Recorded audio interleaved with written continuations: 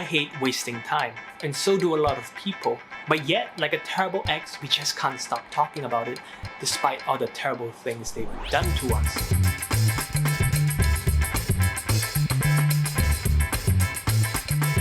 Of course, I'm talking about none other than the dreaded Singapore National Service. The situation is unique. Every Singaporean male by the age of 18 is required to serve the country for about 2 years. And it may sound a little alien to some of you who don't live in Singapore. To us, it's been quite integrated into our culture. I suppose we have a bit of a mutual agreement that it sort of just exists. But to some of us, we see it as a waste of time.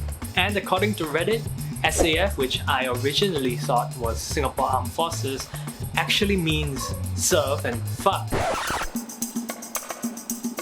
Off. Maybe next time I should probably read the Reddit post all the way through before I make any assumptions of what it means.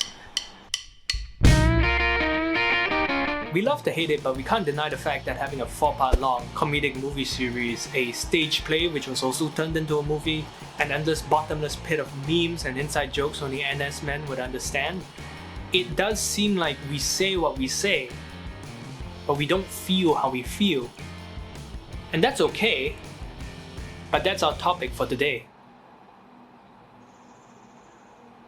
Anyway, with the need to know about Singapore's love-hate affair with national service, I set off on a bold and daring quest to the heart of Singapore. Home to the Marina Bay Sands, the Singapore Flyer, and where we'll be going, the Formula 1 pit building. Soon to be hosting the first Grand Prix after 2 years, this pit used to be home to Formula 1 legends such as Lewis Hamilton, Sebastian Vettel, Fernando Alonso, and the one and only Pastor Maldonado. But today, the F1 pit isn't holding race cars, it's holding weapons of mass defense. Mass defense? In fact, a lot of the spirit of the army doesn't come from wanting to release our primal aggression. You only need to take a look around to see why they do what they do. With the event being held in the middle of Singapore's most developed district, pretty much representing the rapid progress Singapore has made over the years, it's almost too good to be coincidence. But it's true, Singapore has been through a lot, from once being royally owned to being royally ditched and then royally screwed, all within a week. We felt betrayed, but it wouldn't be the last time, as in 1965, after seeking refuge and help from our Malaysian neighbours, we were dropped again. This time, we were forced into independence. But besides all the things that Singapore had to do on their own, they also had to defend themselves, and there was only one logical person that could do that. Children.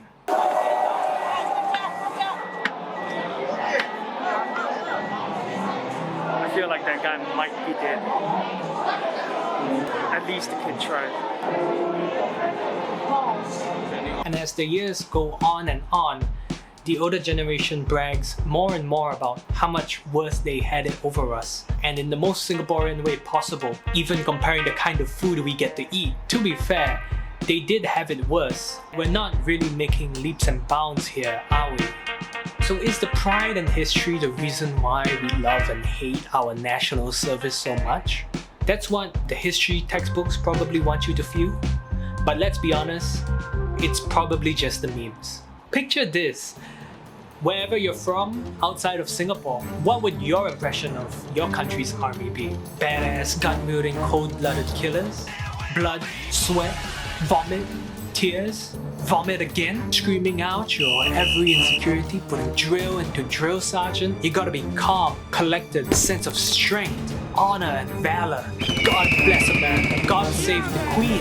Top Gun, Tom Cruise, the loose cannon prodigy, risk and reward that leaves you at the edge of your seat. Call of Duty, not Ayo, got guard duty. And then you take a look over the ocean towards Singapore, where our best form of advertising is a 5-part long comedic series funded by the army, being given access to guns, equipment, and literal tanks. In fact, the Our Boys to Men series is the most expensive to be made in Singapore to this day.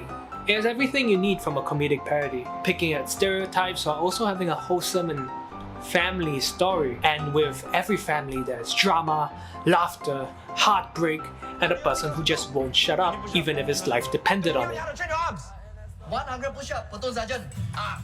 There's even a reality show documentary web series online, though without any drama, conflict, or controversy really.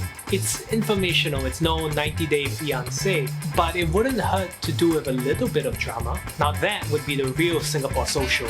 It's a bit like an exclusive club that every Singaporean man is a part of. How often do you hear someone outside of Singapore have the chance to ride a tank or hold a gun, disarm a bomb, or maybe even store a room?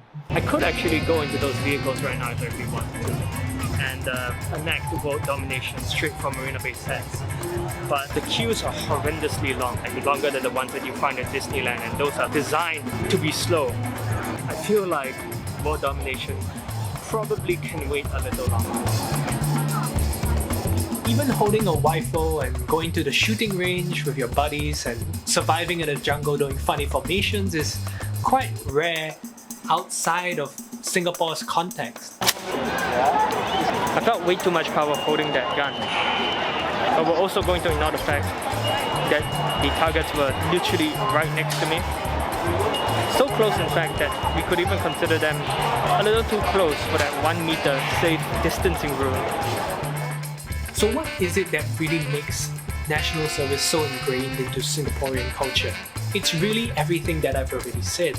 A lot of Singaporeans actually wear their experiences from acts of insane strength to insane stupidity with pride. And some habits and slang even leak into their lives, as if Singlish wasn't already confusing enough. I'm kind of excited about the crimes that I'll be a witness to when I'm there, and the kind of stories that I'll be able to tell you guys here. But at the same time, there are a lot of people who say that they absolutely despise it, and they have a lot of valid reasons for why they do.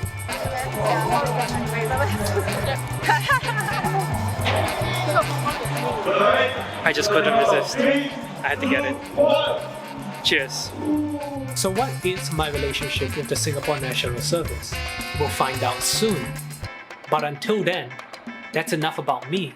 Tell me more about you down in the comments.